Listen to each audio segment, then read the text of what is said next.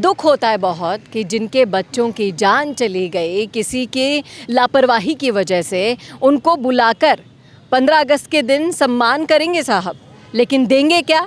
बकरी। देंगे क्या? 1 लाख का चेक। क्या इससे गुजारा हो जाएगा?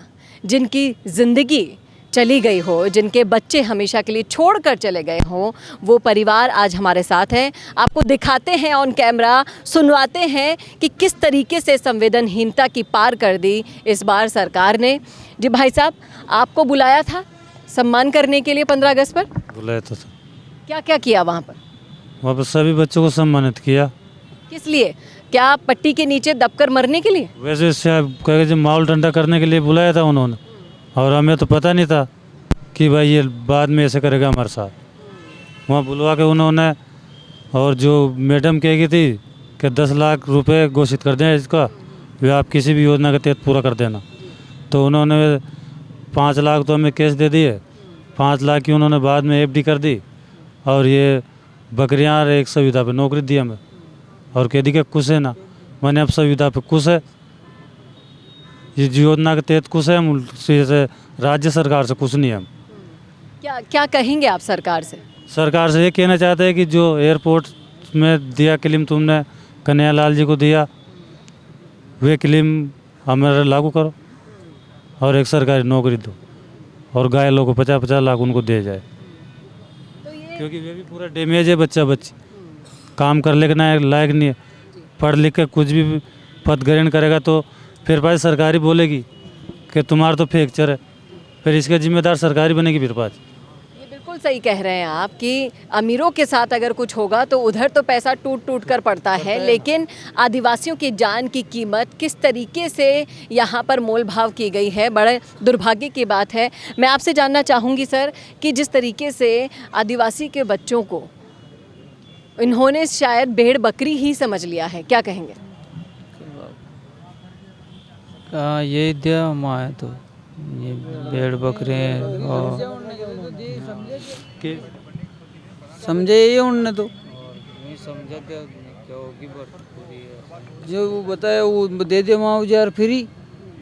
अबे वो गाय लेकर जाने 1-1 लाख रुपये का ही वो कौन का पढ़िया जा पढ़ी है, कोई का तो पग शुद्धा नहीं हो रही है, वो एक फेफड़ा की है कि जो कोई इलाज नहीं अभी सब। वहाँ भाई कोई गारंटी ली नहीं भाई कि हम पूरा काम करके देंगे इसको।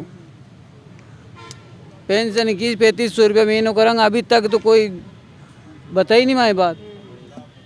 वादे करने को तो खूब सारे कर दिए, लेकिन धरातल पर इन वादों की असलियत ये है साहब कि अभी भी वहाँ पर कई बच्चों के साथ इतना अन्याय हो रहा है, उनकी हड्डियाँ टूटी पड़ी है, उनका उपचार ढंग से नहीं हो रहा है, और उनकी सुध तक लेने वाला कोई नहीं है, क्योंकि वहाँ पर प्रशासन की एक ऐसी कड़ी मौजूद है जो इस पूरे मामले को रफा दफा करना चाहती है। लेकिन नरेश मीणा ने ये बीड़ा उठा लिया है कि अब ऐसा अन्याय आदिवासियों के बच्चों के साथ तो वो नहीं होने देंगे। और जिस तरीके से नरेश मीणा ने इस मामले को उठाया है, क्या कहते हैं आप, कितनी उम्मीदें हैं उनसे आप? हम ये कहना चाहते हैं कि हम तो खुद स्वयं आए, हम किसी को सामने नहीं लेते। यहाँ आकर हमने सलाह ली, फिर ये हमारे साथ लग गए।